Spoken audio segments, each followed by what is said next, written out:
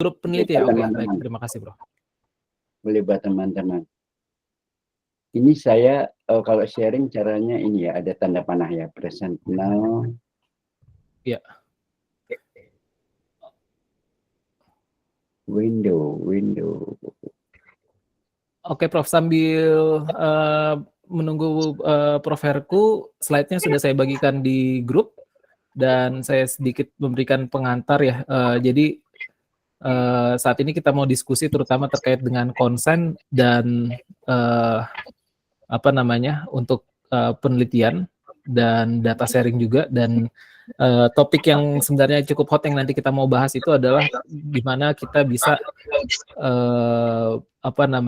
privacy pasien tetap terjaga sementara progres untuk penelitian itu bisa jalan dengan lancar ya, dan tidak terkendala oleh masalah administratif ataupun lainnya gitu. Oke. Contoh yang mungkin yang kami harap bisa kita capai adalah contohnya ada 1000 genome data ya, itu yang bisa tersedia untuk publik, yang bisa diakses oleh berbagai peneliti. Nah, kalau ekspektasi harapan akhir dari yayasan sih, kita mau nanti apa yang kita teliti ini tentu nanti akan masuk ke dalam suatu repositori.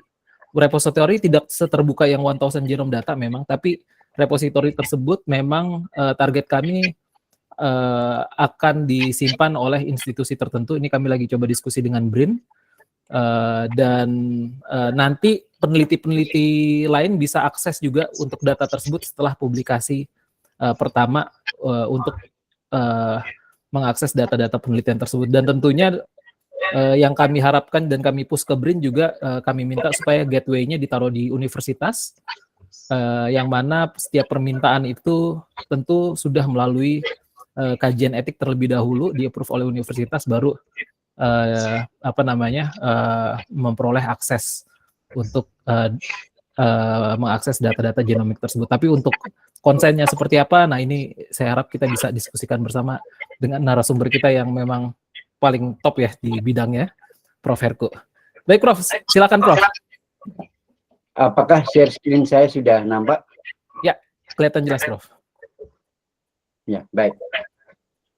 Terima kasih, selamat siang para peneliti yang saya banggakan. Kali ini kita akan mendiskusikan terkait dengan konsen, data controller, dan data sharing. Jadi kita tidak cuma melakukan data harvesting saja, tapi juga terus data yang sudah kita harvest melalui konsen, itu terus kemana gitu. Bisakah kita mengontrolnya atau tidak begitu tadi. Baik, mungkin mengingatkan kembali, saya Herku Tanto dari Universitas Indonesia, dari tim Material Transfer Agreement. Baik. Ini hanya sekedar mengingatkan sejawat saja, yaitu bahwa dari pelajaran pahit yang lalu, avian influenza, kita ini ditinggalkan dan dirugikan, dan ini kita sadari pada waktu COVID, itu semuanya sudah berbeda sama sekali. Kita jauh lebih aware. Artinya adalah bahwa ketika kita berkolaborasi pengadaan vaksin, kita jauh lebih sukses daripada yang tahun 2007. Kenapa? Karena awareness kita tentang data dan tentang kolaborasi itu jauh lebih baik. Untuk melakukan inovasi kesehatan, terlebih-lebih dari untuk institusi kita, tentunya kita ingin menjadi suatu center of excellence. Scientific excellence yang diperlukan suatu scientific leadership, critical mass. Tapi tidak lupa kita butuh funding atau research grant dan terusnya. Dari mana? Kalau research grant itu adalah dari semacam yayasan-yayasan. Tapi kalau misalnya commercial income, itu bisa juga dari pihak-pihak lain, asalkan kita tahu bagaimana cara mengelolanya, yaitu paten dan commercial income. Intinya adalah kita saat ini dengan dari pengadaan vaksin untuk COVID tadi, kita melakukan kolaborasi dengan China, dengan UK, tapi benefit sharing itu jelas, nggak kayak 2007. Dan hasilnya sekarang COVID terkendali, herd immunity terjadi. Baik, kembali lagi intinya adalah data, digital data adalah new gold, emas yang baru. Atau kalau 500 tahun yang lalu, di mana bangsa-bangsa barat memperebutkan rempah-rempah kita, ini adalah rempah-rempah yang baru. Big data, data exploitation. Mari kita lihat. Jadi, cara kita akan berdiskusi adalah bagaimana kita secara legal dan ethical itu tadi melakukan harvest data dari host, dan kemudian siapa ownership data, dan bagaimana kita manage data untuk kolaborasi. Nah, yang pertama adalah tentang data harvesting. Pertama, kita tahu bahwa the future of digital medicine itu adalah precision medicine, itu adalah masalah informasi. Baik. Nah, isu etik dan hukumnya adalah masalah otonomi. Biasanya data-data yang cukup baik dan lengkap didapatkan dari rumah sakit dan umumnya adalah dari pasien sebagai pemilik dari identifiable data. Lalu salinan dan transfer atau pembuangan atau editing atau pengolahan dan penghapusan data itu harus minta izin ke siapa. Disinilah muncul privacy dan confidentiality. Itu melekat pada kaidah respect for autonomy secara minimalisasi, dan itu ini perlindungan data pribadi. Baik. Kemudian privasi pasien itu kita harus memberikan perlakuan khusus, khususnya terhadap data yang bisa diidentifikasi. Nah, kemudian untuk mendisclose-nya kita perlu persetujuan pasien. Jadi di Indonesia regulasi itu tadi itu harus dengan persetujuan pasien. Kalau yang non-identifiable data itu belum diatur oleh RUU dan seterusnya. Baik. Kita lanjut. Nah, dalam Undang-Undang ITE dikatakan bahwasannya kecuali ditentukan oleh peraturan perundang-undangan, penggunaan informasi elektronik melalui media elektronik yang bersangkutan harus atas persetujuan orang. Jadi kata kuncinya adalah consent. Pembukaan data klinis itu tadi itu bisa dilakukan dengan persetujuan dan tanpa persetujuan. Yang tanpa persetujuan itu adalah dalam rangka penegakan hukum, etik, disiplin, masalah audit medis, wabah, dan seterusnya, atau ancaman keselamatan. Sedangkan kalau yang penelitian itu masuk di dalam ranah harus disetujui. Jadi ini adalah dasar mengapa kita berbicara konsen pada siang hari ini. Dan sudah ada konsekuensinya kalau secara melawan hukum, mengakses atau dengan tujuan apapun juga, itu ada sanksinya. Para sejawat sekalian, saya mengingatkan kembali bagan ini. Dari mana asalnya data kita? Mari kita refreshing kembali. Asalnya datanya adalah dari host. Dari host yang berupa sel, jaringan, darah, mukosa, sputum, dan cairan tubuh lainnya, itu diambil dan kemudian kita analisis menjadi primary derivatives, derivat yang primer. Kita bisa dapatkan mikrobiotanya, genomnya, dan metabolitnya yang masing-masing itu bisa kita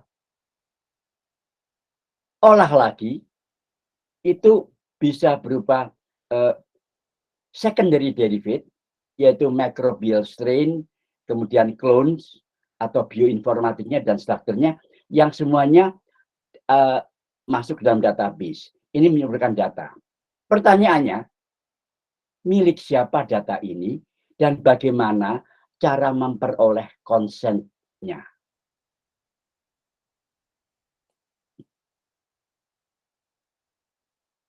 Baik, ini adalah slide yang paling penting dalam hal ini. Ujung-ujungnya adalah bagaimana sih kita menjadikan data agar dapat digunakan secara etis dan legal. Pertama, dari pemilik data tadi, itu kemudian bisa dianalisis menghasilkan primary data derivat, secondary data derivat, dan akhirnya jadi data yang siap kita dengan penelitian.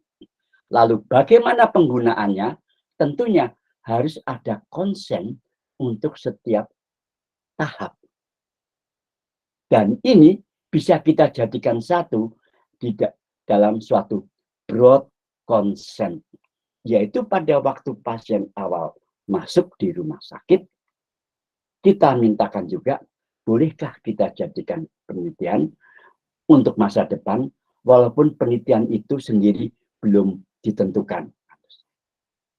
Kalau ini sudah dapat, maka jadilah data itu menjadi data yang legal dan etis. Legally and ethically data. Kemudian, berikutnya adalah broad consent itu tadi, nanti kita bisa diskusikan. Itu siapa yang meminta? Tentunya adalah data controller. Data controller itu siapa? Adalah dia yang meminta konsen. Dia yang menjadi pengampu data dari host. Dia berikan pada yang memberikan konsen itu tadi. Mari kita lihat lebih lanjut lagi. Itu yang pertama. Kedua, sekarang kita bicara soal data controller itu siapa? Apakah peneliti ataukah institusi? Kalau kita melihat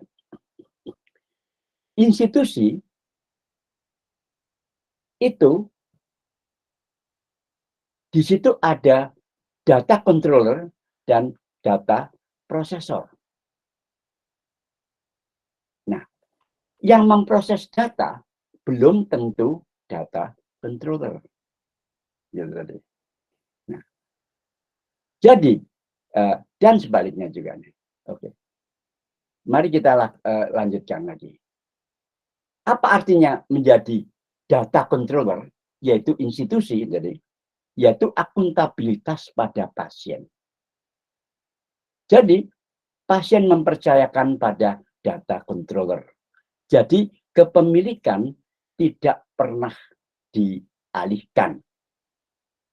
Dan benefit dari pemilik data yang asli itu juga harus diperhatikan kesejahteraannya. Yaitu antara lain adalah dengan tetap menjaga konfidensialitasnya.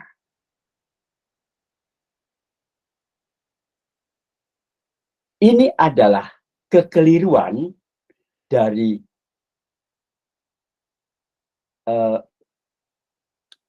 ceramah-ceramah atau pelatihan-pelatihan GCP.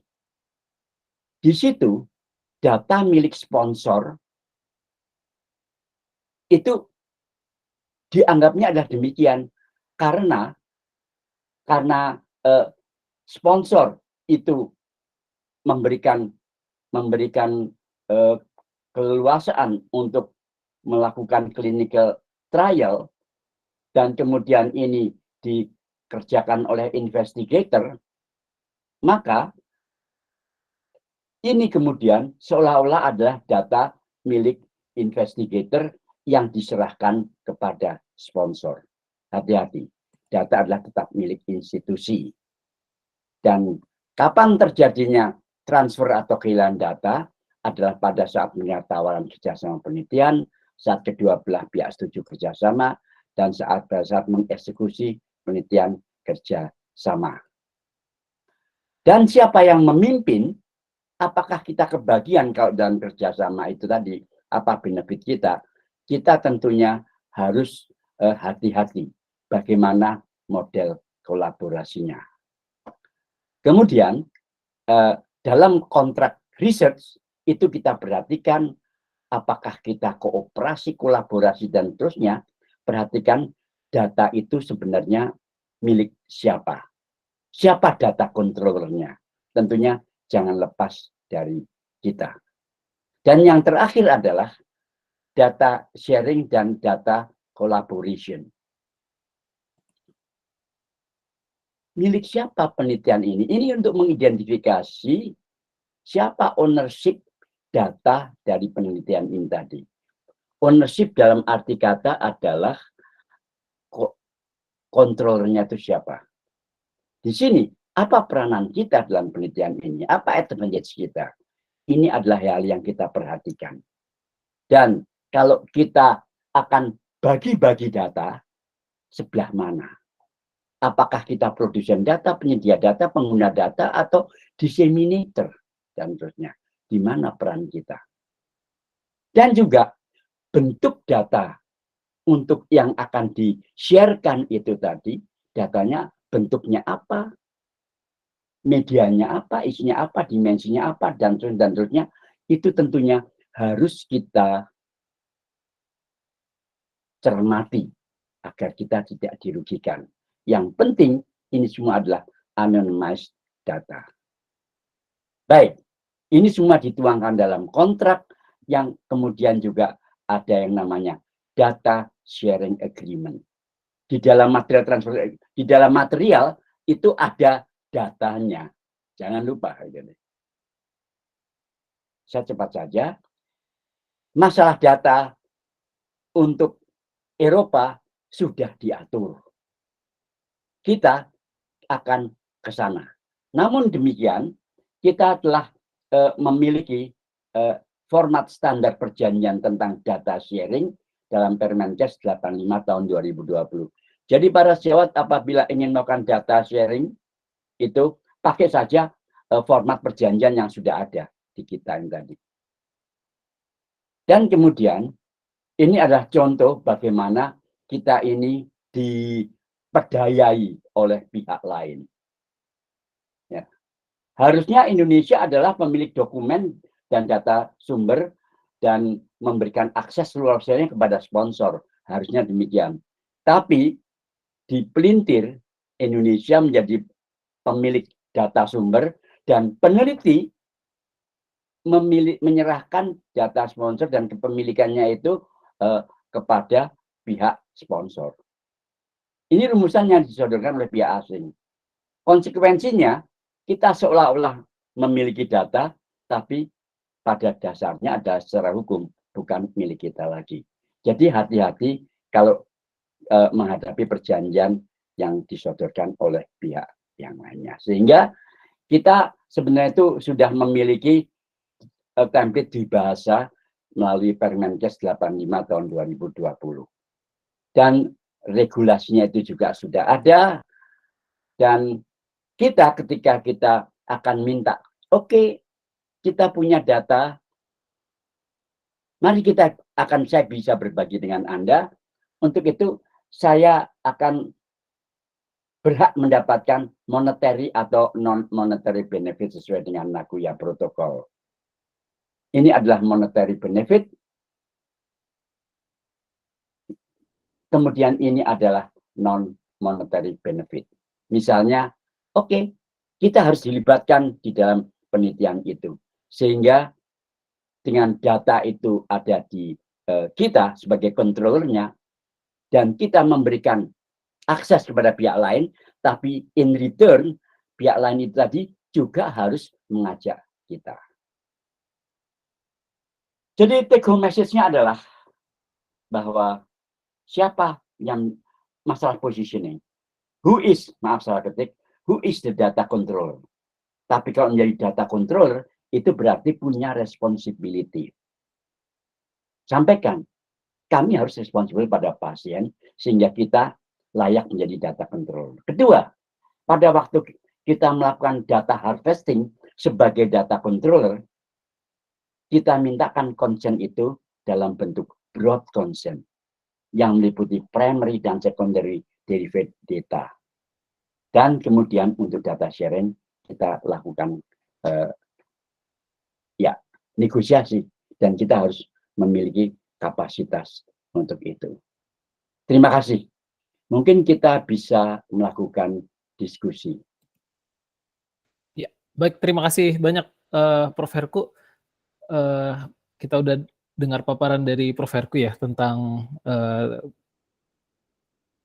konsen dan perjanjian terkait dengan sharing data. Nah, silakan rekan-rekan kalau ada yang mau bertanya bisa mengacungkan tangan, naikkan tangan, ataupun bisa unmute dan bisa langsung kita diskusi, ataupun juga bisa masukkan di dalam chat. Kami persilahkan. Ya, silakan Pak Edward. Ya, baik. Selamat siang. Saya Dr. Edward dari Undip. Saya ingin menanyakan pada Prof. Herkutanto, karena ini kan penelitian memiliki sponsor, ya. Tadi sudah dipaparkan bahwa sponsor itu memang tidak memiliki ya, tapi dapat melihat data. Dan sponsor tidak boleh menjual kepada pihak yang lain, intinya kan begitu. Jadi tetap ada data itu dipegang oleh satu orang, siapa yang ditunjuk sebagai controller, dan dia orang yang bertanggung jawab. Nah, pertanyaannya adalah ketika nanti publikasi, nah suatu data, ini apakah pihak sponsor juga harus dimasukkan dalam publikasi atau dalam acknowledgement saja, ataukah secara tertulis nama itu harus tertulis di depan di judul artikel itu untuk afiliasinya. Nah, ataukah memang sponsor yang nanti bekerja sama dengan tim peneliti yang membuat artikel suatu judul tersebut dari penelitian ini yang namanya dicantumkan, lalu acknowledgement-nya baru nanti yang berterima kasih kepada sponsor. Nah, ini mungkin begitu juga terhadap haki gitu, nanti hakinya ini positioning dari sponsor bagaimana? Karena kalau haki kan, kalau tim peneliti kan mungkin karena yang menjalankan, yang ini mesti namanya masuk ya. Tetapi kalau sponsor untuk haki ataupun paten, apakah nama juga dimasukkan? Terima kasih Prof. Herkutanto. Baik. Terima kasih. Bisakah kita diskusi Dr. Edward? Ya. Begini, kita andaikan ini suatu uji klinis ya dok ya? Ya. Baik. Kemudian tentunya si sponsor itu mempunyai interest, yaitu ingin menguji obatnya, efficacy, safety, maupun yang fase post marketing. Demikian gitu kan? Begitu ya? Ya, Prof. Oke. Nah, yang pertama yang mereka butuhkan itu adalah terisinya CRF kan ya? Ya. Sebenarnya hak mereka itu adalah CRF itu tadi yang untuk kemudian mereka gunakan untuk pengembangan obat. Oke. Nah, tentunya soal publikasi itu adalah hak dari kita sebenarnya. Tapi banyak sponsor itu tidak menginginkan hal-hal yang kurang baik itu akan menimpa bisnisnya itu tadi. Khususnya kalau ada publikasi-publikasi yang boleh dirasakan tidak nyaman bagi produknya. Ya, Prof. Untuk itulah mereka mengontrol juga publikasinya. Ya. Saya Oktober lalu dari Rotterdam, dari Erasmus University. Saya tanyakan bagaimana dengan uji klinik di sini. Mereka mengatakan, kami tidak mengadakan uji klinik. Kaget saya. Kenapa? Habis mereka tuh selalu mengendalikan masalah publikasi. Kita nggak bebas jadinya publikasi. Kita harus ditekan hanya kalau bagus-bagus saja di ungkapan, kalau tidak itu Enggak. Apakah dengan dasar demikian sudah menjawab semua, Dr. Edward? Ya, Prof, bisa menjawab. Baik, nanti kita akan kondisikan ya, karena memang itu mungkin kalau uji klinis ya, tapi kalau misalnya bukan uji klinis, itu kayak penemuan gen atau apa, mungkin ada keikutsertaan dari sponsorship. Saya pikir mungkin kalau dari salah satu sponsorship yang ikut membuat artikel mungkin tidak apa-apa, tetapi tetap harus ditulis acknowledgement-nya itu kan, Prof. Nah, yang menjadi pertanyaan berikutnya adalah haki dan paten. Nah, tadi haki dan paten itu berarti kan kita tim peneliti, sponsor itu kan sebenarnya hanya ingin mendanai gitu kan, Prof. Di mana haki dan paten ini nanti bisa dirembuk mungkin dengan sponsor, apakah memang sponsor juga akan ikut di dalamnya gitu. Nah, begini. Dalam slide saya yang ke-26 itu dikatakan itu kita bisa melihat yang namanya research contract. Model kolaborasinya apa? Jadi, sponsor itu ada dua macam. Ada pharmaceutical company dan ada sponsor berupa yayasan yang hanya memberi, tak harap kembali. Tapi kalau pharmaceutical kembali kan, harap kembali kan ya. Iya, Prof. Ini yang mana dulu? Ya. Intinya adalah bahwa acknowledgement, oke, fine, kasihnya. Nah, itu harus ya. Terima kasih. Kemudian soal haki dan kepemilikan dan paten dan seterusnya itu dibicarakan di awal, jangan lupa. Jangan dibicarakan belakangan, gitu. Dan itu tentunya paling tidak mungkin salah satu pihak, misalnya ini dimiliki oleh pihak sponsor sepenuhnya, itu tidak memungkinkan. Tapi kalau dimiliki oleh pihak peneliti sepenuhnya, memungkinkan. Tetapi kalau juga dimiliki oleh berbarengan, itu juga memungkinkan. Yang tidak memungkinkan hanya juga. Gitu. Ya, baik, Prof. Mungkin satu lagi pertanyaan, maaf, Mas Vincentius. Ya, silakan, untuk Dr. Edward. Data controller itu penunjukannya tidak perlu langsung dari institusi ya. Kita dari tim peneliti bisa menunjuk salah satu. Apakah harus berpayung pada suatu institusi kita bekerja? Makasih, Prof. Itu aja. Begini, data control itu ada dasarnya. Gitu tadi. Pasien ini pasiennya siapa? Katakan pasiennya peneliti, katakan gitu ya. Ya. Nah, peneliti itu kan nggak bakal dapat pasien kalau nggak di bawah institusi itu tadi, gitu ya. Sehingga data itu adalah milik controller itu adalah institusi sebagai data controller. Kemudian bahwa institusi mendelegasikan kepada salah seorang peneliti, fine, itu. Ya, baik, Prof. Terima kasih sudah terjawab. Terima kasih. Ya, mudah-mudahan jelas. Terima kasih, Dr. Edward. Oke, sebelum kita masuk ke pertanyaan selanjutnya, saya juga ada sedikit pertanyaan, Prof. Kalau dari kami, sebenarnya interest utama di yayasan itu adalah yaitu kita kan lihat ada 1000 genome data ya, yang bisa diakses oleh berbagai orang gitu, termasuk secara internasional.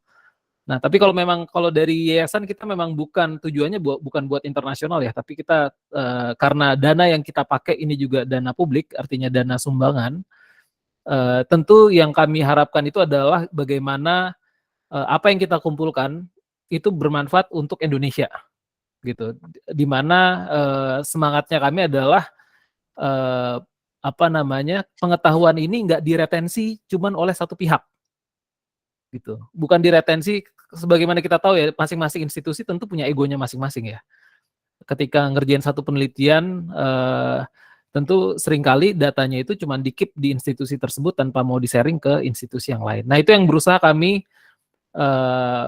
turunkan gitu. Jadi harapan kami adalah kita bisa bangun satu repositori, dan ini memang nanti rencananya kita akan taruh di perjanjian kerjasama penelitian, di mana data tersebut memang apa namanya kepemilikannya bersama. Tujuan dari yayasan itu adalah kami ingin supaya nanti bisa, kalau dari sisi kami ya, kami ingin taruh di repositori publik. Dalam hal ini yang kami rencanakan tadi itu yang BRIN ya, di mana repositori publik itu bisa memberikan akses. Tentu akses tersebut diberikan setelah publikasi pertama.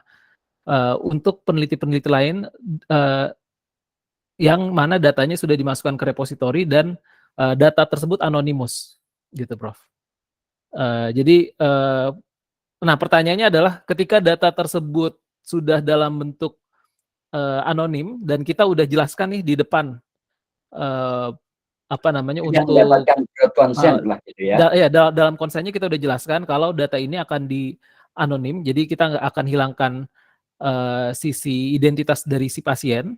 Tapi ini kan data genomik nih. Data genomik itu kan sangat mungkin di reverse gitu. Jadi dari data, kalau misalnya kayak di Amerika itu kan ada data publik yang orang kita bisa nyetor data DNA-nya dia. Nah, itu sebenarnya bisa di reverse, tapi memang jadi contohnya ada salah satu case untuk men-solve satu pembunuhan berantai, itu di-solve dengan data genomik gitu. Jadi disempitkan Pertanyaannya apa? Nah, pertanyaannya itu adalah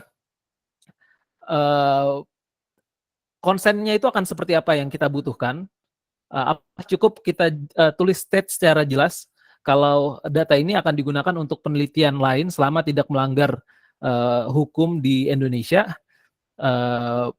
Apakah itu sudah cukup supaya nanti dan tentunya di anonim ya?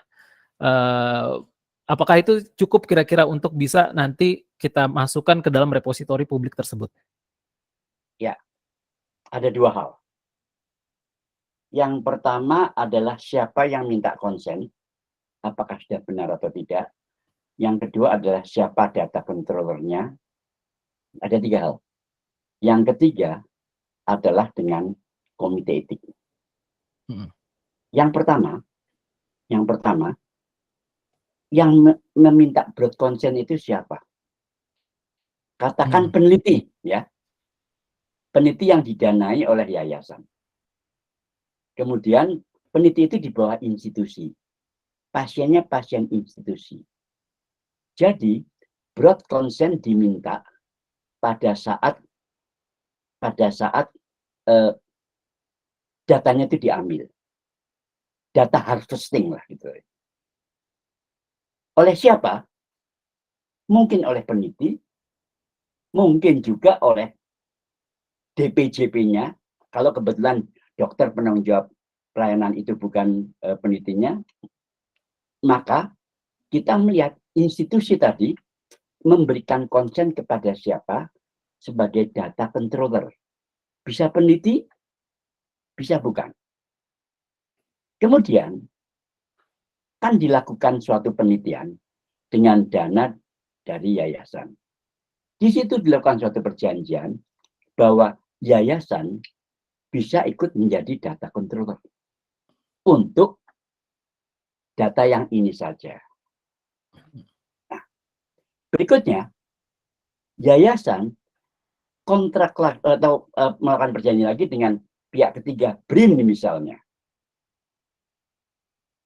Dia dianggap menjadi data controller juga dengan perjanjian, tentunya dengan persetujuan data controller yang pertama. Jadi ada 3 data controller itu tadi. Silahkan dibangun suatu mekanisme bagaimana data sharingnya. Data genomik yang sangat strategis misalnya. Kalau orang minta, ajukan dulu proposal misalnya. What is the purpose, tujuan? Karena begini, penelitian itu sifatnya netral. Data itu sifatnya netral. Tidak jahat, tidak juga baik. Seperti sebilah pisau. Bisa digunakan untuk kejahatan, bisa untuk kebaikan. Untuk apa ini? Untuk itulah perlu keterlibatan komite etik. secara komprehensif. Ya. Sehingga pada saat akan melakukan penelitian, tentunya tadi, itu sudah data yang digunakan adalah ethically and legally sound. Ya. Jelas ya? Ya, itu betul Prof. Memang nanti untuk akses datanya tentu ada mekanisme yang kami akan push ke BRIN ataupun ke pihak ketiga yang nanti akan menyimpan datanya. Seperti tadi, persis seperti tadi. Jadi tujuannya itu penting dan tentu sudah harus melalui kajian etik dan tentu at minimal itu menjadikan peneliti utamanya itu sebagai co-autornya juga. Gitu. Dan kalau memang ada tujuan komersial, nah itu akan ada deal tersendiri lagi karena nanti untuk penyimpanan data itu kan butuh maintenance dan butuh cost juga. Dan kami harap sih nanti kalau memang ada dana tambahan yang bisa terkumpul ya tentu kita bisa pakai juga untuk kembangkan misalnya jumlah sampel penelitian ataupun model-model inisiatif seperti ini. Gitu. Oke, Prof. Satu lagi Prof dari saya Prof. Kalau misalnya kita masukkan data dalam bentuk anonim, ini kan genomik ini kan datanya sangat luas. Hasil-hasilnya juga belum tentu kita dapat pada saat selesai publikasi. Sangat mungkin akan muncul genom-genom novel gen baru dan gen-gen baru yang mungkin berkaitan dengan penyakit lain. Nah, kalau misalnya datanya kita buat anonim, itu kan kalau misalnya kita temukan nih sesuatu yang sebenarnya kita bisa cegah itu gitu. Sementara datanya kita udah buat jadi anonim. Nah, apakah kalau menurut saya justru itu akan tidak mendatangkan keuntungan dalam konteks seperti itu ya Prof ya, untuk si pasien. Karena si pasien nggak bisa tahu lagi kalau oke, ternyata sebenarnya saya punya suatu kondisi di mana itu bisa dicegah gitu.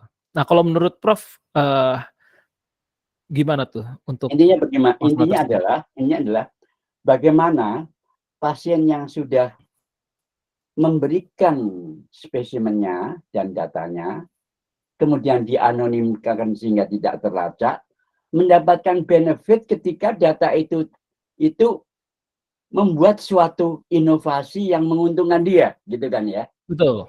Nah, caranya adalah si peneliti itu harus melakukan publikasi yang kredibel, umumkan pada semua.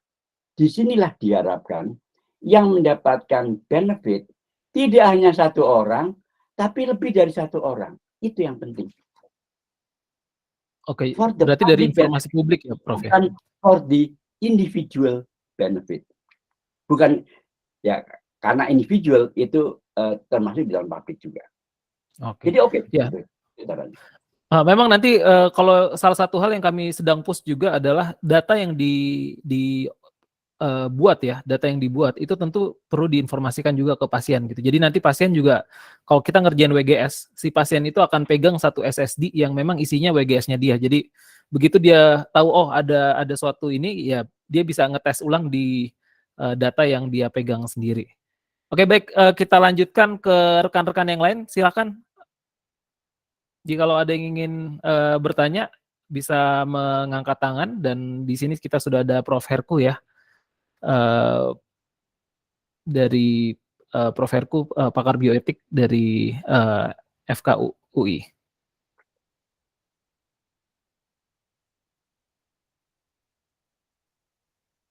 Ya, silakan. Mungkin ada teman-teman dari GI atau dari Nala atau dari rekan-rekan dari perguruan tinggi yang ingin bertanya. Bisa unmute dan bisa langsung bertanya. Ingin bertanya dengan Dewi dari Ya. FKUGM, Prof. Heri. Silakan Dr. Dewi. Ya. Ya tadi sempat disebutkan tentang penggunaan data atau komersialisasi penggunaan data. Jadi saya ingin menanyakan sedikit, mungkin kita bisa mendiskusikan ini lebih lanjut.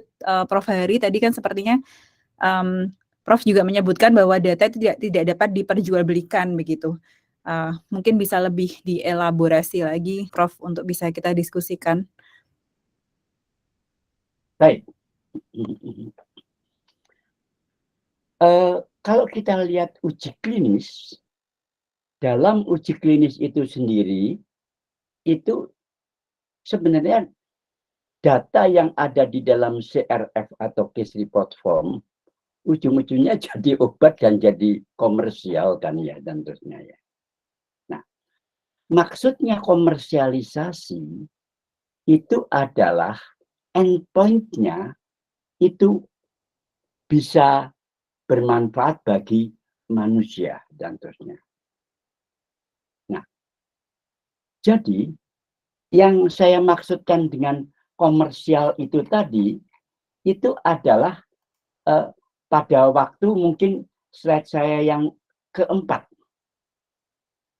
yaitu sebagai misalnya UGM, sebagai ingin menjadi, atau tentunya sudah menjadi scientific excellence, scientific center, itu kemudian mendapatkan dana funding itu dari mana? Bisa dilakukan commercial income. Caranya bukan dengan menjual data, tidak. Akan tetapi dengan melakukan penelitian, memanfaatkan data yang ada. Begini contohnya lah. Indonesia saat ini tidak akan jualan nikel keluar. Kita akan jadikan baterai, kita olah dulu. Atau boksit dan terusnya. Begitu Dr. Dewi, maksudnya komersialisasi itu adalah pelayanan penelitian. Itu mendapatkan income yang untuk kemudian memperkuat infrastruktur penelitian. Tetapi tidak jualan data. Sebagai pada waktu yang lalu, kita langsung jualan nikel, langsung diambil oleh orang asing. Mungkin bisa ditangkap ya Dr. Dewi, gitu ya maksudnya. Ya, silakan, mungkin ada tanggapan dari Dr. Dewi. Ya, terima kasih Prof. Heri. Karena untuk ya kami sebagai akademisi dan peneliti ya, jadi memang yang kita kejar memang knowledge. Jadi knowledge apa yang bisa kita dapat dari hasil-hasil penelitian kita, apa yang kita analisis, kemudian bisa kita publikasikan. Nah, dari publikasi itu kemudian harapannya kan bisa bermanfaat untuk ya mungkin ke komunitas sains ya, mungkin belum bisa betul-betul secara langsung ke masyarakat awam gitu, Prof. Iya. Terima kasih. Lalu saya tambahkan Dr. Dewi, apakah ujungnya hanya pada publikasi? Nampaknya tidak cukup. Bagaimana setelah itu kita melakukan translation research, sehingga betul-betul menjadi barang yang berguna, yang bisa di-consume oleh masyarakat. Nah, kemudian juga pada waktu kita itu memiliki data, saat itu kita akan terlihat seksi sekali oleh pihak lain. Untuk itulah, maka kita harus pintar-pintar mengelola data dalam arti kata, yuk, dan memasarkan data. Saya punya data ini, yuk kita kerjasama. Jadi bukan menyerahkan data, dia meneliti sendiri, kita nggak diajak. Tapi dengan data yang ada, kita diajak terus-menerus. Pada waktu ada penelitian lagi, ada data yang baru lagi. Kita tambah kaya, dan never ending research itu tadi. Diajaki terus sama orang lain. Itu semangatnya itu Dr. Dewi ya. Nah, mudah-mudahan terwujud. Terima kasih. Ya, terima kasih Prof. Saya setuju sekali dengan apa yang Prof sampaikan ya. Baik, terima kasih Prof. Herku dan Dr. Dewi. Silakan kita lanjutkan kalau misalnya masih ada, kita masuk terus ke sesi diskusi. Apakah ada rekan-rekan lagi yang ingin bertanya? Silakan raise hand ataupun bisa unmute dan bisa langsung. Oke, Mbak Fatma, silakan Mbak Fatma. Terima kasih Dr. Vincent. Perkenalkan Prof. Herku, saya Fatma dari Nala Genetics. Kalau kami dari Nala Genetics kan selain untuk Dari mana, knowledge, Mbak Fatma? saya dari Nala Genetics, Prof. Nala Genetics. Oke, Nala Genetics. Oke. Ya, jadi kalau dari kami, memang kami akan bekerjasama dengan institusi peneliti yang memang dari akademis ya, tapi kedepannya kita juga berharap hasil research ini bisa ditranslate ke sebuah produk healthcare gitu ya. Nah, mungkin bisa dijelaskan atau misalnya ada rekomendasi dari Prof. Herku supaya healthcare data ini tetap kita bisa jaga di aspek medical legalnya, tapi juga memberikan keuntungan bagi peneliti untuk komersialisasi dalam hal IP protection. Mungkin itu sih Dok, karena mungkin di sisi lain memang ada sisi komersialisasi yang mungkin akan dikerjakan, tapi juga tanpa violating rights dari partisipan atau pasien ini. Terima kasih, Prof. Betul sekali, betul sekali. Jadi tidak memviolate rights dari si pasien. Artinya kita harus menjaga marwah data itu tadi, marwah amanah dari pasien itu tadi, untuk kita jaga sebagai data controller. Berikutnya, kita harus pinter-pinter, itu tadi ya. Janganlah data kontrol itu dialihkan ke pihak lain. Nah, tantangannya adalah begini. Saya mau kerjasama dengan Anda. Kalau data kontrolnya cuma itu saya. Kalau enggak, mendingan saya enggak kerjasama. Saya akan kerjasama dengan institusi yang lain. Terkadang kita dipecah belah. Gitu tadi. Enggak sama-sama Universitas A, saya ke Universitas B. Dia mau kok untuk menyerahkan datanya ke saya sebagai data controller. Nah, itu adalah satu tantangan untuk kita. Begitu para teman sejawat. Oke. Ya, dari Mbak Fatma ada tanggapan? Silakan.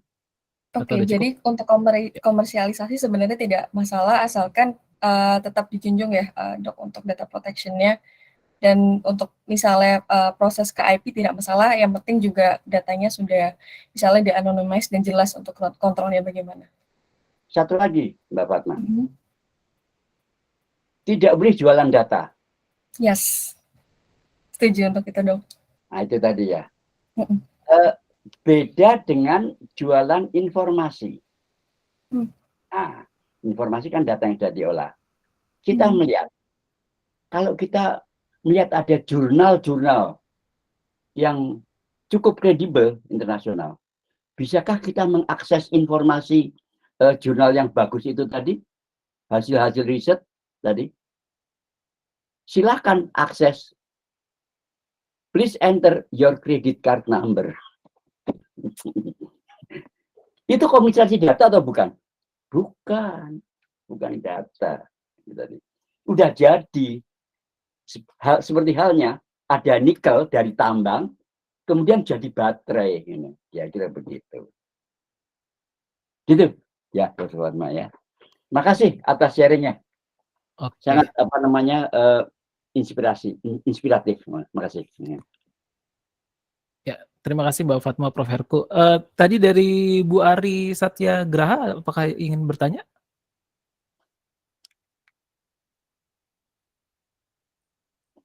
Oke, kalau belum ada, silakan. Jikalau ada rekan-rekan yang lain ingin bertanya atau berdiskusi. Saya rasa dari yang terakhir sudah jelas ya, data kita tidak perjualbelikan, tapi memang kita bisa gunakan data tersebut untuk membangun produk, dan itu yang kami harapkan. Jadi melalui inisiatif ini banyak produk-produk genomik yang kita bisa kembangkan dalam konteks kemandirian kesehatan dalam negeri. Jadi Dr. Vincent, ini menarik sekali, terutama tadi dari Dr. Dewi yang kemudian dipertajam oleh Dr. Fana, itu pengertian komersialisasi data. Hati-hati. Komersialisasi data bukan jualan data. Data itu kita jual, bukan. Akan tetapi data itu kita olah. Kita kerjasama dengan pihak lain, kita olah. Kemudian hasilnya bisa dikomersialkan. Itu diolah dulu. Itu yang namanya adalah komersial dalam arti kata ini. Terima kasih. Ya, Betul, Prof. Dan kami dorong supaya nanti memang, makanya kami juga kolaborasi juga dengan Kedai Reka, karena di Kedai Reka kami lihat ada semangat juga untuk proses hilirisasi ya, dan mereka juga bisa support dalam hal funding juga untuk tambahan budget dari budget yang ada di yayasan. Baik, kita lanjutkan diskusinya. Silakan rekan-rekan, jika ada yang ingin bertanya bisa langsung unmute. Di sini sekali lagi udah ada Prof. Herku. Prof. Herku adalah konsultan etik, bioetik untuk proyek ini, dan juga beliau adalah guru besar di FKUI untuk bioetika. Ya, silahkan Dr. Kartika. Assalamualaikum warahmatullahi wabarakatuh. Selamat siang, Prof. Herku. Salam, Dr. Waalaikumsalam, Dok. Kartika. Senang Silakan, Dok. bisa bertemu, Prof. Izin, Prof, mau bertanya soal mungkin saya masih awam juga untuk penelitian gitu, Prof. Kalau seandainya kita untuk penelitian, kebetulan penelitian itu multi-center begitu, Prof. Dan mungkin melibatkan beberapa center yang mungkin dari luar kota juga begitu, Prof. Itu apakah etiknya bisa harus di setiap masing-masing tempat atau ini harus ada satu tempat misalnya di FKUI satu, yang lainnya mengikuti begitu, Prof, atau setiap rumah sakit harus ada etikalnya. Terima kasih, Prof. Baik. Ketika itu multi center, maka principal investigator itu meminta ethical clearance dari institusi, kalau bisa institusi tempat bernaungnya CPI itu tadi. Setelah itu, ketika dia masuk ke rumah sakit lain, center lain, dan seterusnya, sampaikan saja sudah dilakukan kaji etik di sini tadi, dan sudah disetujui. Dua kemungkinan, dia bisa menerima atau dia tidak bisa menerima. Kalau dia tidak bisa menerima, oh enggak, harus kami uji dulu. Dia harus mengungkapkan alasan. Dan itu juga tentunya di tempat institusi lain itu tadi, itu juga tentunya ada komite etik penelitian kedokteran atau kesehatan gitu tadi. Yang sama-sama dua-duanya ini adalah diakreditasi oleh Komite Etik Penelitian Kesehatan Nasional. Kebetulan saya menjadi anggota KEPKEN Nasional. Jadi, boleh untuk ditanyakan, dan apabila dia itu menolak atau minta dilakukan penelitian ulang lagi, ya itu bisa-bisa saja. Itu tadi. Namun, agak kurang lazim. Kecuali kalau misalnya dia menganggap komite etik yang pertama itu adalah kurang begitu kredibel gitu loh. Nah, inilah semuanya yang akan yang akan dikendalikan oleh Komite Etik Penelitian Kesehatan Nasional ini tadi. Mereka itu semacam diakreditasi supaya sama-sama kredibel. Kalau sudah approve oleh yang satu, tentunya yang lain juga. Gitu, Dokter. Nah. Baik, terima kasih banyak, Prof. Herku.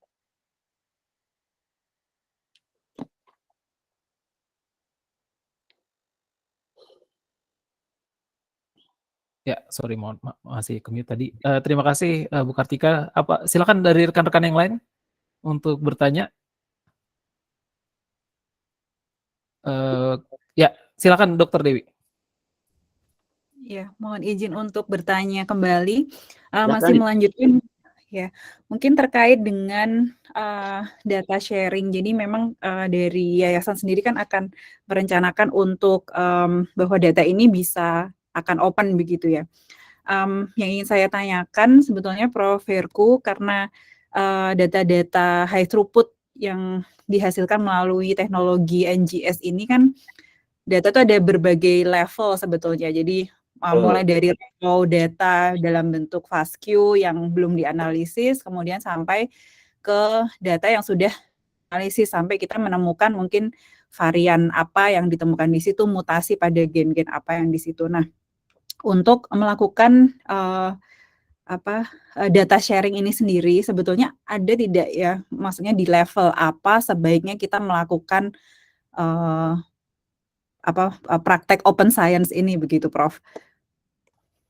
Khusus Baik. untuk data-data yang akan dihasilkan dari teknologi NGS dalam bentuk whole genome sequencing misalnya begitu. Perkenankan saya untuk sharing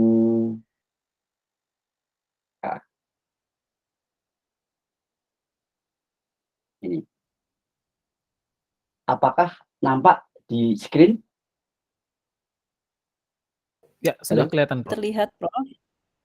Sudah terlihat. Silakan Dr. Dewi dilihat. Yang dilihat ini indah raw data segala macam. Sudah disortir. Ada yang presented dan seterusnya. Fisik apa elektronik dan seterusnya. Nah, ini kemudian kita lihat level data. Ada non-anonymized patient level data.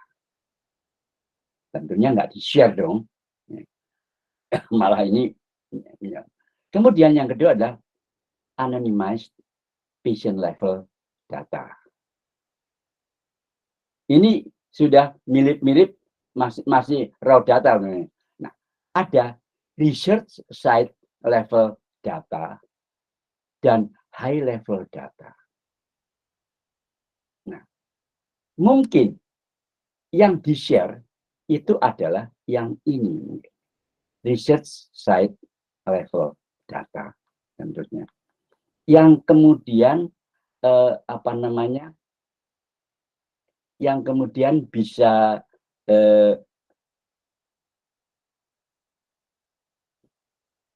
dikatakan begini, kontribusi dari controller sangat besar. Bahkan dia sudah lakukan tertiary data analysis gitu misalnya. Nah, itu adalah termasuk high level data. Maksud saya data ya, belum berupa informasi yang jadi output suatu publikasi atau apa dan terusnya. Ini intinya adalah yang ini yang akan disimpan tadi. Jadi yang sebaiknya bisa di open itu adalah yang research site level data yang bisa untuk pengembangan lebih lanjut dan cukup bermanfaat. Tadi. Itu kira-kira Dr. Dewi. Dan kemudian anonymized data itu tadi apa saja. Saya juga sudah sharing, mudah-mudahan sudah diterima slide-slide ini tadi. Ini tadi apa saja yang harus dibikin anonymized. Kalau ini di anonymized, sejauh mana data itu tetap berguna dan seterusnya. Nah, inilah ya tadi. Coba melihat ini, slide ini, maka kita diharapkan akan bisa menentukan pada level apa kita bisa melakukan suatu sharing. Begitu Dr. Dewi. Baik, Prof. Herku, terima kasih atas pencerahannya. Terima kasih Prof. Herku, Dr. Dewi. Silahkan jika ada rekan-rekan yang lain mau bahas tentang etik ataupun konsen ya, kami persilahkan. Oke, kalau masih kita ada waktu sekitar 10 menit lagi. Kalau belum ada, saya ingin bertanya kembali lagi ke Prof. Prof, sorry, saya balik lagi ke yang tadi 1000 genome data. Nah, itu kan ada data yang mereka buka tuh, bisa dipakai untuk apa aja yang ditaruh di repositori publik. Menurut Prof, itu konsen yang seperti apa yang kita perlukan untuk membuat data seperti itu, Prof? Maksudnya sesuatu yang bisa diakses secara luas oleh semua pihak. Bentar. Saya mencoba menanyakan pertanyaan ini. Ya. Maksudnya itu adalah konsen dari pasien seperti apa supaya boleh dibeginikan. Ya. Atau kita memberikan syarat-syarat requirements pada si penerima data, calon penerima data. Yang mana ini yang mau ditanyakan? Kalau kita lihat yang 1000 genome data itu, Prof, itu kita bisa akses langsung. Jadi itu mereka biasanya udah disimpan di repositori berbagai cloud. Jadi kayak misalnya kalau kita punya akses ke Google Cloud, nah nanti di dalam Google Cloud tuh udah ada salinan dari 1000 genome data gitu, Prof. Dan itu menurut saya sangat bagus untuk kita pakai latihan. Contohnya misalnya kita mau latihan untuk analisis gen tertentu. Nah, itu kita bisa pakai contoh tersebut. Nah, itu kalau menurut Prof, kira-kira data tersebut, kalau nggak salah itu yang bikin itu Broadway Institute ya. Nah, itu menurut Prof gimana, Prof? Itu apakah memungkinkan kita buat juga di Indonesia atau Caranya adalah pertama dengan broad consent kepada pasiennya. Ketika akan dijadikan, akan mencoba untuk dipublish, harus ada ethical clearance. Tanya satu KEPK, itu aja. Jadi bukan, jangan main sendiri. Gandenglah KEPK untuk mempertimbangkan itu semua. Gitu ya. Oke, berarti ada pertimbangan yang perlu kita kumpulkan ya, Prof ya, dari pihak lain, misalnya komite etik ataupun dari pemerintah gitu ya, Prof. Betul. Begitu ada data baru lagi, kemudian libatkan. Sehingga kalau ada klaim, sudah bisa di-defense gitu loh. Loh, saya sudah dapat approval dari sini. Bukan mau-maunya saya sendiri, kira-kira begitu. Ya. Oke. Jadi supaya aman. Siap. Terima kasih, Prof. Oke, baik, rekan-rekan silakan jika ada yang ingin bertanya, kita masih ada waktu sekitar 7 menit lagi.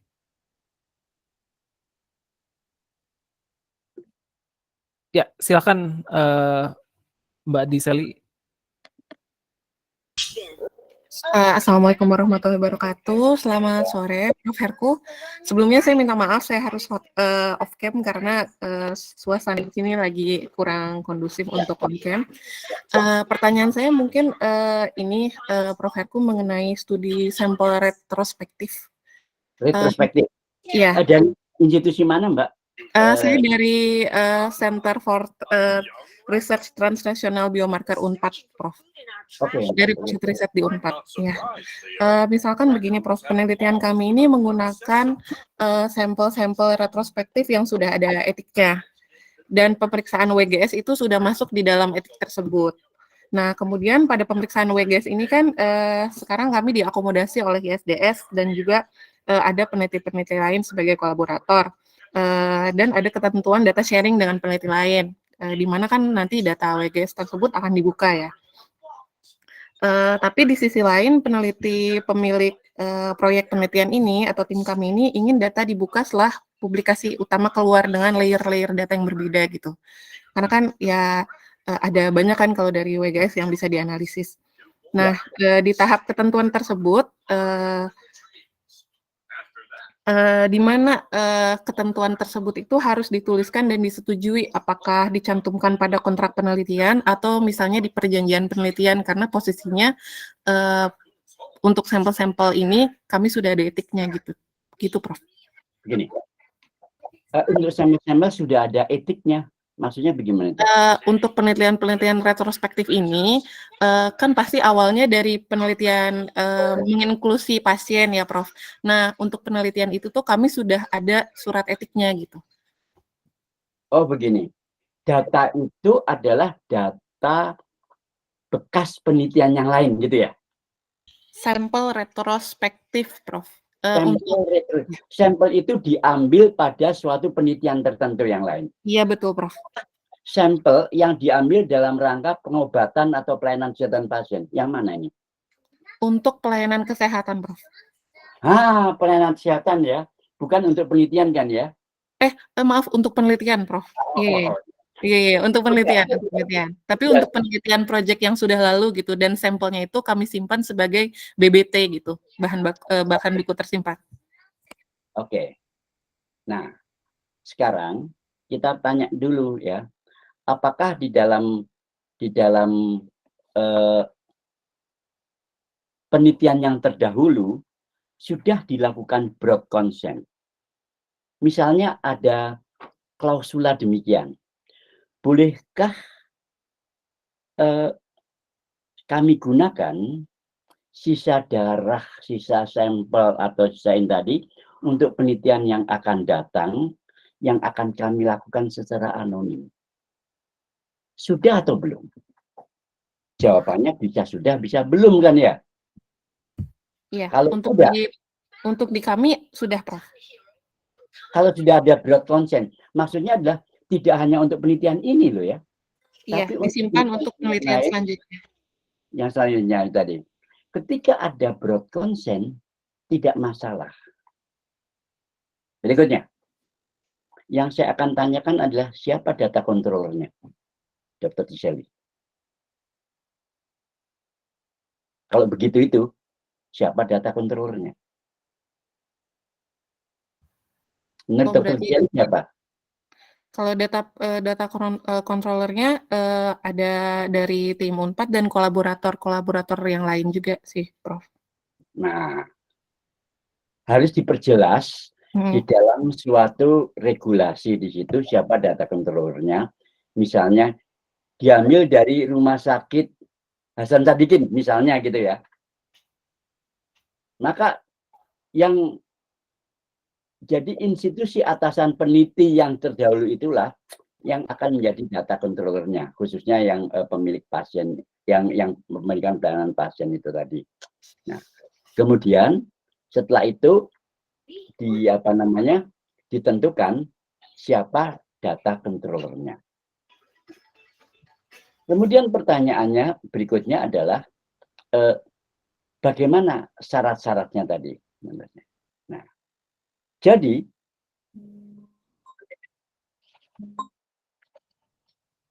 data controller itu tadi harus menegosiasikan data itu tadi kepada kolaborator yang akan datang itu tadi. Dan intinya adalah tidak boleh ada peralihan data controller. Gitu tadi. Dibuka tetapi dengan perjanjian itu tadi. Artinya adalah dia ada suatu limited right di sharing ke kami, terbuka untuk kami. Terbuka itu buat dia bukannya berarti dia ambil data itu, dia copy data terus dia sharingin lagi ke orang lain. Itu harus diprotek dengan satu data sharing agreement. Itu Dr. Tiseli. Apakah ada yang belum terjawab? Terima kasih Prof. Herku. Kalau untuk data sharing agreement-nya itu, apakah sama dengan tadi Permenkes 85 nomor 2 tahun 2020 atau draftnya diberikan sepenuhnya dengan para kolaborator? Bentuk draftnya? Ya pakai karena data Indonesia kita pakai draft kita aja gitu tadi. Sekarang begini, kalau draftnya yang disodorkan oleh kolaborator gitu ya. Nah kalau dibilang maka akan dengan demikian pihak Indonesia menyerahkan hak atas data kontrol kepada pihak kolaborator. Kalau gitu gimana? Gitu loh. Iya. Tentunya Anda bisa mengatakan mungkin dari kolaborator mengatakan yang lain-lain kok mau dibegitukan mau menyerahkan pada kami ya. Di kami ini tidak bisa ada data ini. Dan terus terang saja, mungkin kalau kolaboratornya dari Eropa, dia sendiri nggak boleh menyerahkan ke pihak lain. Begitu. Tapi kalau dia membegitukan pihak lain, ya boleh-boleh saja, tergantung kitanya. Itu Dr. Tiseli ya. Ya, siap. Siap, Prof. Terima kasih banyak atas pencerahannya. Terima kasih. Ya, silakan Dr. Faisal. Ini yang terakhir nih dari Dr. Faisal. Silakan, Dok. Masih ke-mute, Dok. Masih termute. Iya, makasih. Mengenai ini ya, Dok ya, kita menuliskan siapa saja itu data controllernya itu harus tercantum di dokumen penelitian apa saja, Prof? Apakah cukup di dokumen untuk pengajuan etik penelitian dan data sharing agreement apabila lebih dari satu controllernya, atau harus ada di dokumen lain, seperti misalnya di inform consent juga subjek harus tahu data controllernya siapa saja. Kira-kira bagaimana, Prof? Terima kasih, Prof. Baik. Pada umumnya, data control itu tidak kemudian serta-merta diterbitkan SK atau apa, itu enggak. Ya. Dalam hal ini, secara otomatis data controller itu adalah biasanya institusi. Begitu.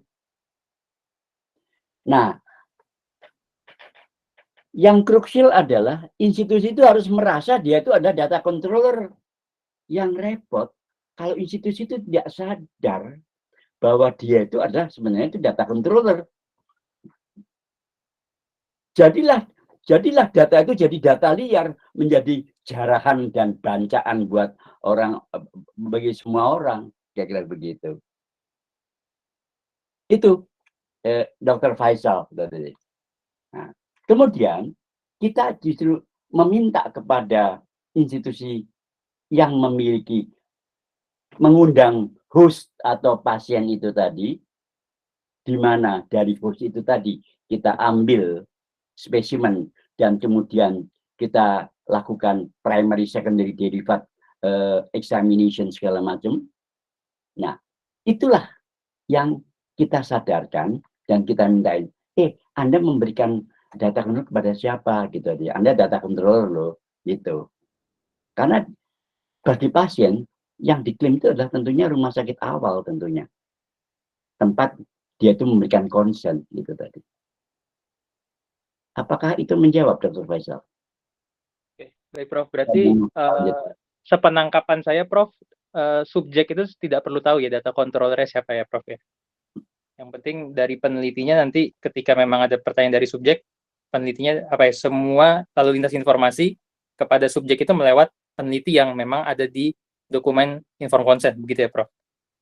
Jadi subjek tidak bisa menghubungi institusi peneliti tanpa lewat tim peneliti. Karena begini, kalau di dalam inform consent tercantum nggak nama pihak yang meminta consent? Ya, Prof. Biasanya peneliti utama, Prof. Nah, peneliti utama itu di bawah mana? Saya, Dr. Faisal Muda, staf peneliti utama dari rumah sakit XYZ. Nah, berarti rumah sakit XYZ itu adalah secara otomatis. Gitu. Oke, baik, Prof. Paham. Dan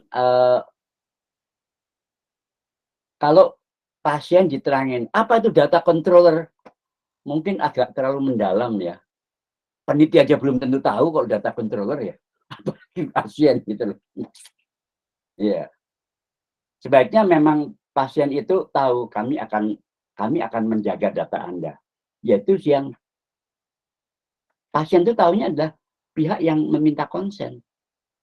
Yaitu institusi dari itu tadi. Kenapa institusi? Kok bukan peneliti? Nah, ini dia. Pasien itu datangnya ke institusi. Walaupun peneliti utama itu adalah sebagai DPJP-nya. Tapi DPJP kan bisa pindah-pindah. Institusi kan tidak, tentunya. Untuk itulah maka institusi yang paling bertanggung jawab. Yang gampang dilacak itu adalah institusi. Dokter bisa meninggal atau pindah. Nah, institusi tidak terlalu mudah untuk bubar gitu tadi. Itu alasannya, Dr. Faisal. Baik, terima kasih banyak, Prof. Oke, baik. Terima kasih banyak Dr. Faisal, Prof. Herku, dan kita udah lewat sekitar 5 menit. Ini saya rasa ada banyak hal ya yang bisa kita dapat saat ini. Dan terima kasih banyak untuk Prof. Herku untuk pencerahannya. Dan sekali lagi untuk di yayasan sendiri, semangat kami adalah semangat kolaborasi, proaktif, transparan, fair. Jadi kenapa kami buat sesi-sesi ini supaya kita bisa terbuka dan kita bisa fair satu sama lain, dan juga tentu hasil akhir yang kami harapkan adalah data-data ini tentu kita bisa bangun untuk berbagai produk-produk dalam negeri ya, yang tentu kita nikmati juga dan bisa bermanfaat untuk masyarakat Indonesia. Ya kalau misalnya kita bisa ekspor akan lebih bagus lagi. Mungkin dari kami itu sekali lagi kami ucapkan terima kasih untuk Prof. Herku, juga untuk rekan-rekan sekalian yang sudah hadir. Sekali lagi kita udah ada grup untuk masing-masing peneliti. Jikalau ada kendala, mohon bisa diinfokan ke dalam masing-masing grup tim penelitian. Dan sekali lagi saya dorong rekan-rekan untuk bisa juga mendaftar di Kedai Reka. Memang pendaftaran terakhir 31 Januari. Tapi kemarin saya sudah ngobrol dengan Prof. Nizam. Dari Prof. Nizam infokan kalau memang Februari atau akhir Februari itu akan dibuka lagi gitu. Sementara di yayasan sendiri itu saya buka sampai 18 Februari. Jadi minta tolong untuk rekan-rekan yang belum memasukkan proposalnya juga ke Kedai Reka, kami dorong untuk bisa memasukkan ke Kedai Reka. Tujuannya adalah supaya kita bisa dapat funding tambahan yang nanti bisa kita pakai untuk kebutuhan-kebutuhan terutama yang di luar kebutuhan sequencing. Baik, Bapak Ibu sekalian, rekan-rekan peneliti, Prof. Herku, Dr. Faisal, Dr. Dewi, dan lainnya, kami ucapkan terima kasih untuk telah mengikuti sesi ini. Jangan bosan-bosan, kita akan siapkan sesi-sesi lainnya, dan sepertinya kita akan masuk juga lebih jauh ke arah teknis wet lab dan teknis ekstraksi, ataupun juga nanti bioinformatik kita juga akan segera siapkan dalam jangka waktu dekat ini, tapi memang nanti itu akan lebih ke arah teknikalnya. Terima kasih semuanya, selamat siang, selamat melanjutkan aktivitas. Selamat siang, semoga sukses semuanya. Terima kasih Prof. Herku. Kesehatan. Terima kasih. Dr. Faisal dan tim Omics minta tolong stay sebentar ya.